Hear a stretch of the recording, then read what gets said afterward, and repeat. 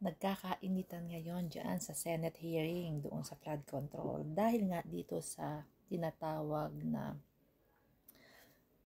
civil liabilities. Okay? Dahil nga po doon sa sinasabi ni Marcoleta about the batas restitution. Kasi nga, sabi ni Bam Aquino at nila Kiko Pangilinan, so bago kayo, kung gusto nyo maging state witness or, state witness ba,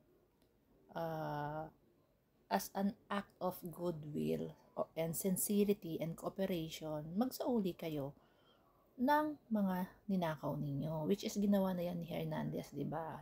And sinuli niya yung halaga na 12 million, yung kayang GMC ba yun?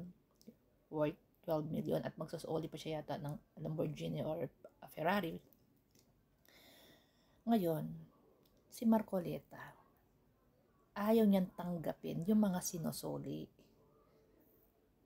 Ayaw niyang tanggapin yung mga isinusuling ninakaw dahil daw sa batas daw, sabi niya nga restitution, meaning giving back something that has been stolen. After judgment daw yan from the court, ang korte daw ang mag-uutos kung magkano at mga ano-ano ang mga isusuoli.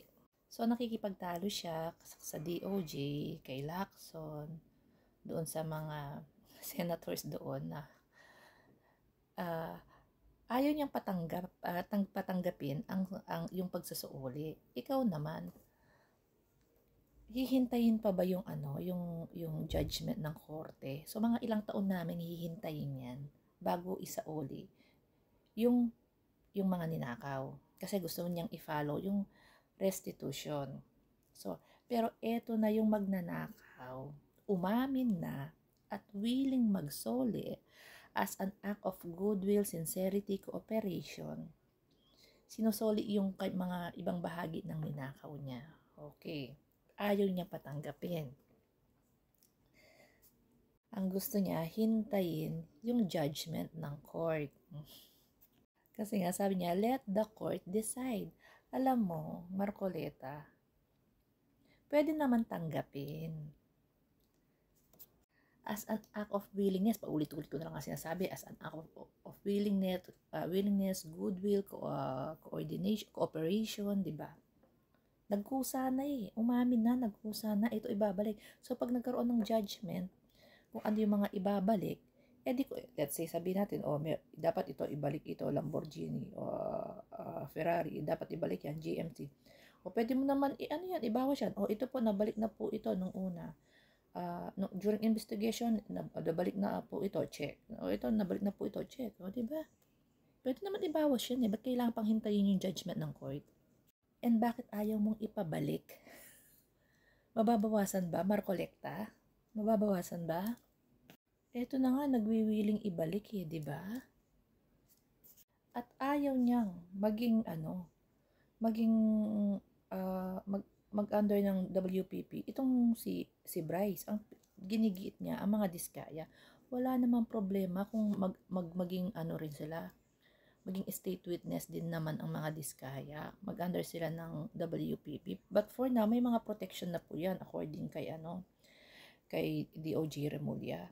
Pwede na sila mag-apply ng protection but not state witness pa kasi may evaluation pa. Hindi ko alam bakit gigil na gigil ka.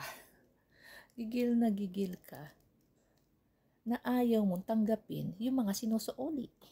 Eto pa siya, sabi niya, I'm a lawyer. Alam po namin lawyer kayo. Lawyer kayo na Marcoleta. Lawyer na gunggong, kami nga na hindi lawyer Naiintindihan namin. It's an act of goodwill. Ito, ulitin ko na naman, act of goodwill, sincerity, and cooperation, na talagang nakikipag-cooperate ka. Pumunta ka nga sa munisipyo May mga kasong nagsasauli ng ninakaw. Tinatanggap yung sinauli. Ibalik yung mga ninakaw, natanggap ng may-ari. Pero itutuloy ang kaso. Ganun yun. At huwag ka mag-alala kung papasa naman ang mga diskaya as a state witness at sila under ng WPP, kung papasa sila, papasa yan. Huwag ka mag-abogado. Mag-abogado ka Double faces ka din i-extend ka ng business mo eh.